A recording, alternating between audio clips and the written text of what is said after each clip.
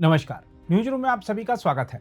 क्या महाराष्ट्र में महायुति सरकार में शामिल घटक दलों के बीच सब कुछ ठीक चल रहा है? यह सवाल इसलिए उठा है क्योंकि लोकसभा चुनाव परिणामों में सत्तारूढ़ गठबंधन को तगड़ा झटका लगने और फिर केंद्रीय मंत्रिमंडल में कैबिनेट मंत्री पद नहीं मिलने से शिवसेना और एनसीपी की नाराजगी बार बार बाहर आ रही है। हालांकि जब नरेंद्र मोदी को राष्ट्रीय जनतांत्रिक गठबंधन संसदीय दल का नेता चुना जा रहा था, तब शिवसेना अध्यक्ष और महाराष्ट्र के मुख्यमंत्री एकनाथ शिंदे ने कहा था कि यह फेविकोल का मजबूत जोड़ है जो टूटेगा नहीं। लेकिन अब उन्होंने एक ऐसी बात कह दी है जिससे स्पष्ट हो रहा है कि महाराष्ट्र सरकार में अंदरूनी खींचतान चल रही है। हम आपको बता दें कि महाराष्ट्र के मुख्यमंत्री एकनाथ शिंदे ने कहा है कि हालिया लोकसभा चुनाव में 400 पार के नारे के बाद लोगों के मन में संविधान बदलने और आरक्षण खत्म करने जैसी आशंका उत्पन्न हो गई।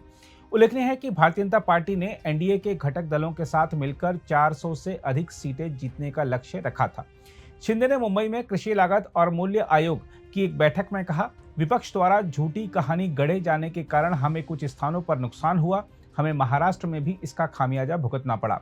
उन्होंने कहा, 400 पार नारे के कारण लोगों को लगा कि भविष्य में संविधान बदलने और आरक्षण हटाने जैसे मुद्दों पर कुछ गड़बड़ हो सकती है।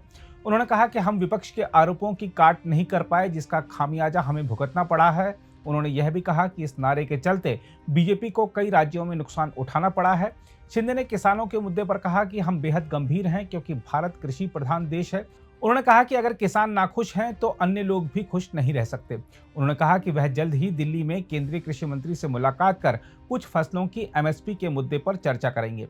हम आपको बता दें कि महाराष्ट्र में सत्तारूढ़ गठबंधन को खासतौर पर प्याज और सोयाबीन उगाने वाले किसानों की नाराजगी का खामियाजा उठाना पड़ा है। जहां तक शिंदे की पार्टी शिवसेना की बात है तो उसने लोकसभा चुनाव में महाराष्ट्र की 49 सीटों में से 7 सीटों पर जीत दर्ज की है।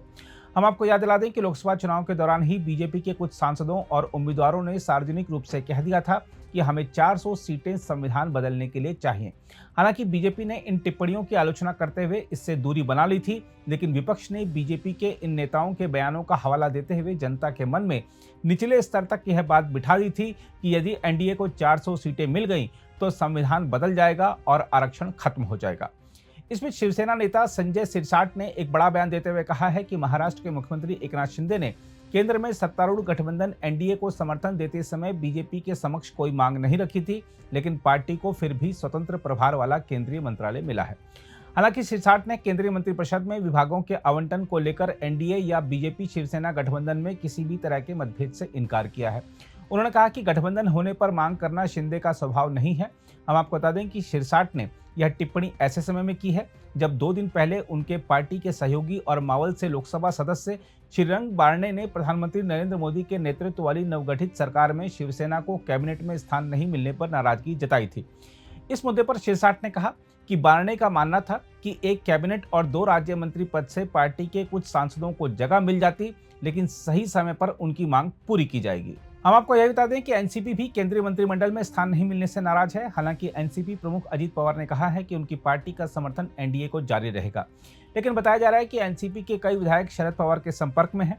महाराष्ट्र में चूंकि इसी साल अक्टूबर में विधानसभा के चुनाव होने हैं और लोकसभा चुनाव में शरद पवार के नेतृत्व वाली एनसीपी का प्रदर्शन अच्छा रहा है, इसलिए विधायक अपने सुरक्षित राजनीतिक भविष्य के लिए शरद पवार के संपर्क में बताए जा रहे हैं। इस तरह की भी खबरें हैं कि विधायकों द्वारा अजीत पवार पर चाचा शरद पवार के पास वापस लौटने का दबाव भी बनाया जा रहा है।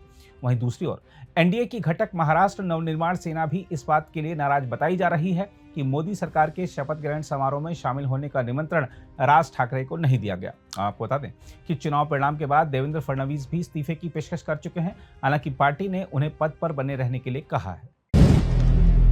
अगर आप भी लेना चाहते हैं देश दुनिया की तमाम जानकारी तो आज ही सब्सक्राइब करें हमारे चैनल को।